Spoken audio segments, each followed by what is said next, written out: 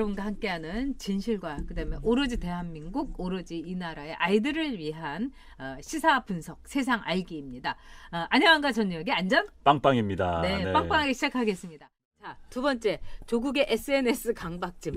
너무 웃겨가지고요. 웃다가도 헛웃음이 읽다가도 헛웃음이 납니다. 조국의 유치찬란한 무능 고백이다. 이렇게 생각합니다. 아유, 네. 저는요. 제가 이제 네. 유치란 이야기는 이제 제가 네. 아까 이야기를 한 것 같은데 네.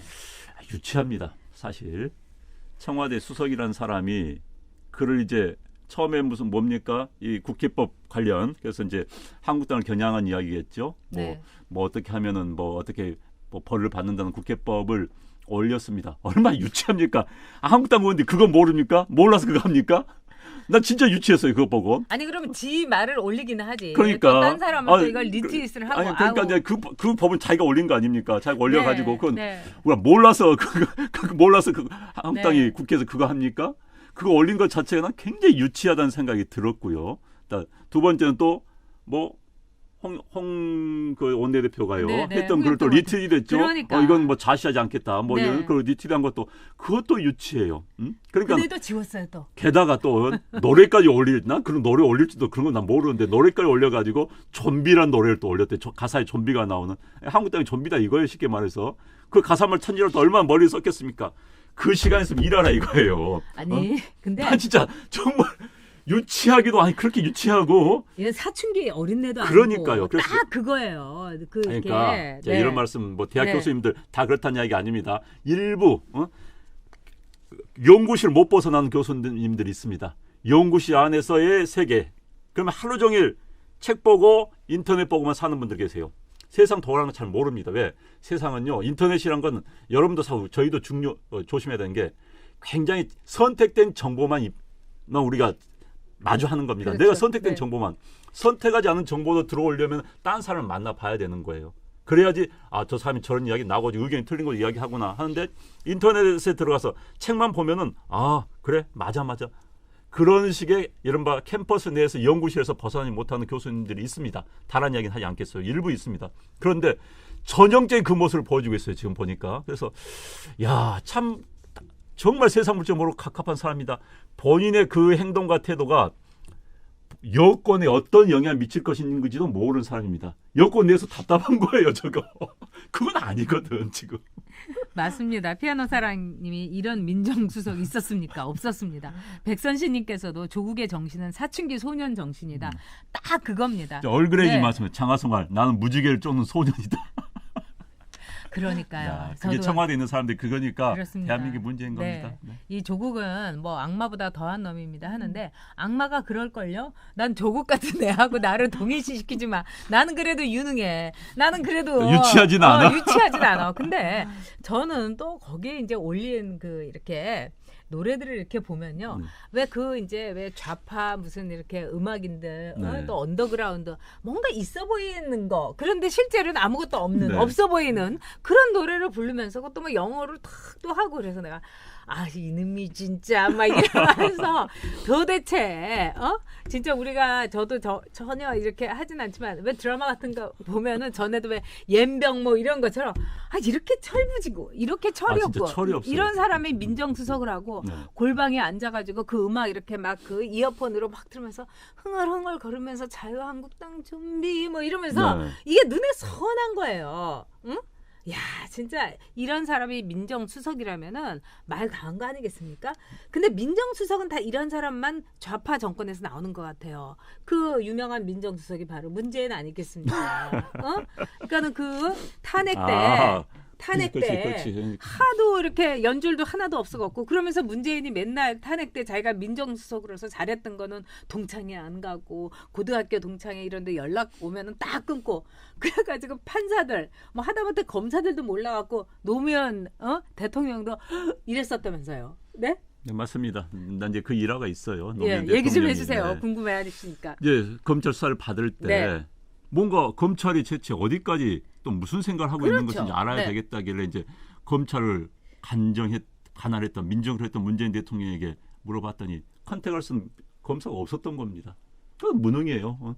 게다가 저는 이제 문재인 대통령이 대통령이 되고 나니까는 부암동에 있는 카페 주인이 인터뷰를 했어요. 가끔 혼자 차를 몰고 와가지고 커피 혼자 마시고 간다. 저는 야, 참 그건 한가해요. 좋게 볼 일이 아니에요. 네, 조국하고 똑같은 그러니까 거예요. 네. 그건 그 시간에 있으면 사람을 만나야 되는 겁니다. 그 시간에 있으면 이 사람 저 사람 만나 이야기를 들어봐야 나라 되는 일을 거예요. 해야죠. 나라 그럼요. 일을. 아니 네. 그런데 거기가 커피 마시고 커피를 잘한다는 거 보고 전 정말 깝깝했어요.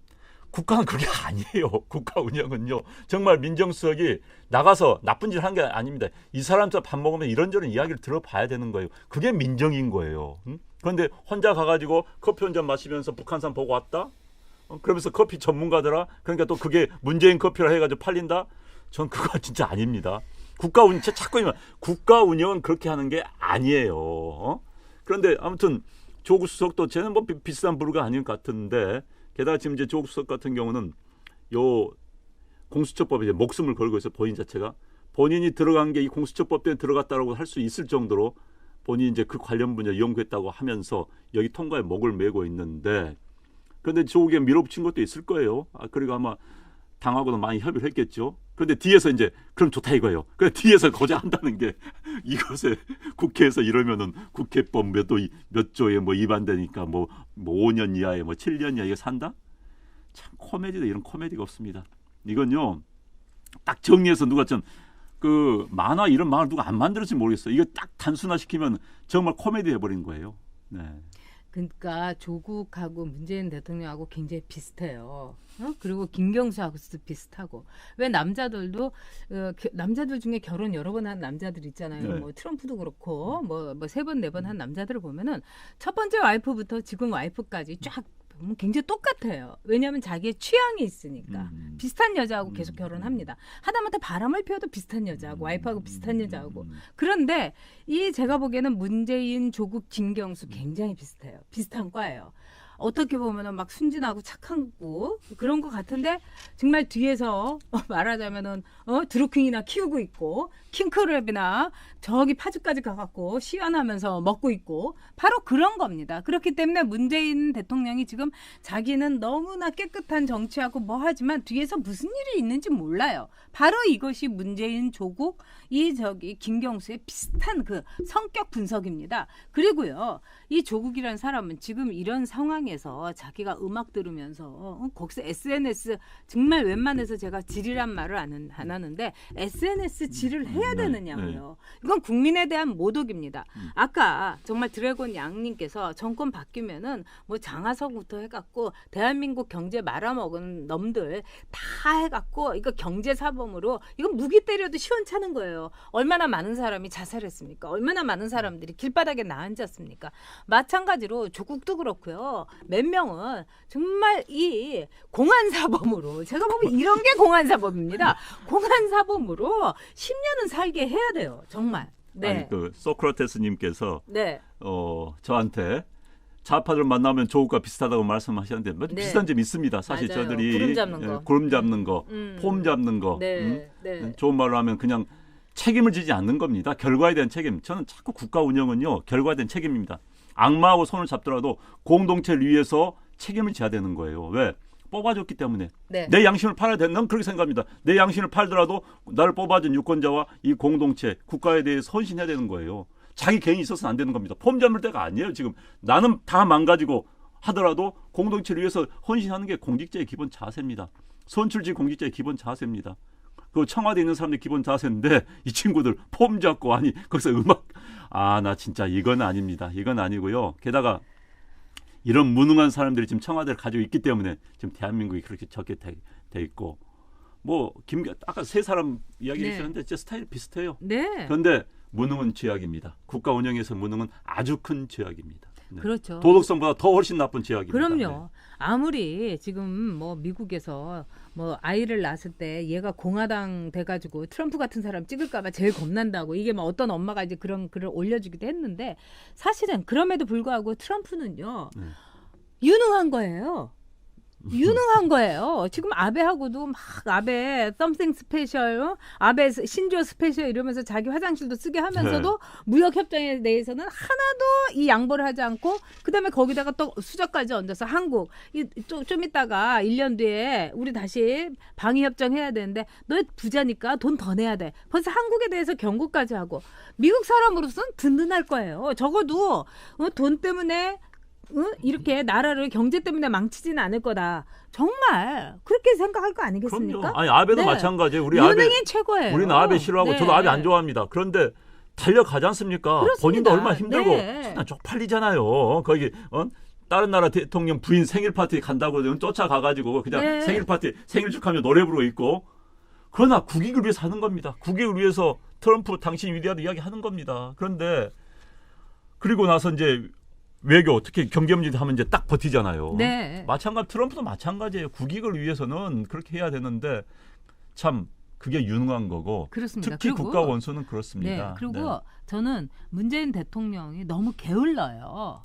지금 이렇게 나오는 스케줄 보세요. 공식 스케줄이 지난번에도 한번 나온 적이 있지만 거의 없어요. 왜냐하면 몸이 안 좋아서 그런 것 같습니다. 네. 근데 똑같이 제가 보기에는 아베도 몸이 안 좋아요. 그래서 아베가 한동안 이제 처음에 그 총리할 때 물러났던 이유가 사실은 도망가든 물러났던 게 건강이 굉장히 안 좋아서였어요.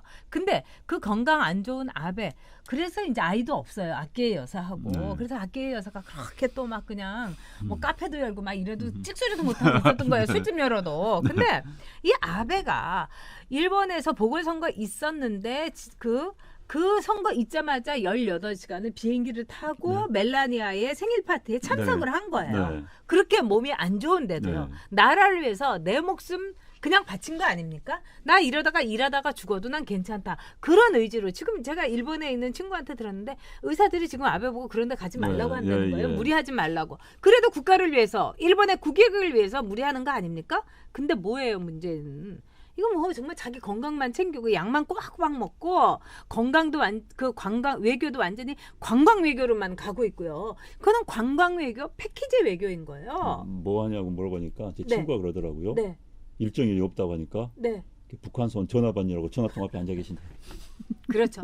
그리고 조국은 음악 감상에다가 SNS 지리고 정말 그리고 나서 나중에 그 조국하고 문재인하고 저기 누구야 김경수하고 같이 있게 되면은 아마 이 바리스타 하겠죠. 아까 어떤 분이 나와서 커피 타주고 그러면 들고? 음악 선곡하고 그러면은 이제 입구에 나가서 인사하고? 김경수는 이제 면회 가가지고 드루킹 보고 댓글 좀 올려줘. 우리 좀 석방시켜 달라고. 형 좀 저기 가볍게 때려달라고 댓글 좀 해줘. 뭐 이렇게 하지 않을까 싶어요. 그런 날이 오기를 바랍니다. 네. 지금 조국 수석 어찌됐든 참 답답한 사람입니다. 그리고 무능한 사람입니다. 제가 어디 누구를 이렇게 이야기하기 참 꺼려하는데 조국 수석에 대해서는 그 전부터 서울대학교 교수 시절부터 보면은 네. 아니 삐딱하면 무슨 현안만 있으면 SNS 글 하나 올려놓고 빠지고 하는 거예요. 네. 그래서 저 사람 무슨 교수인가 했습니다. 사실 그때 제가 성명서도 쓴 적 있어요. 교수직을 내려놔라. 네. 응? 내려놓고 그냥 떳떳이 해라. 서울대라는 이름 뒤에 숨지 말아라. 너가 말하면 서울대 교수가 말했다고 다 생각한다. 착각한다. 그건 아니다. 라고 이야기를 했는데 그런데 이제 아직도 지금 끝나면 서울대 교수 돌아오고 싶은가 봐요. 빨리 사표 내세요. 서울대에서도 저런 사람 받아주면 안 됩니다. 절대로 받아주지 않죠. 서울대에서 이건 정말 시위해야 됩니다.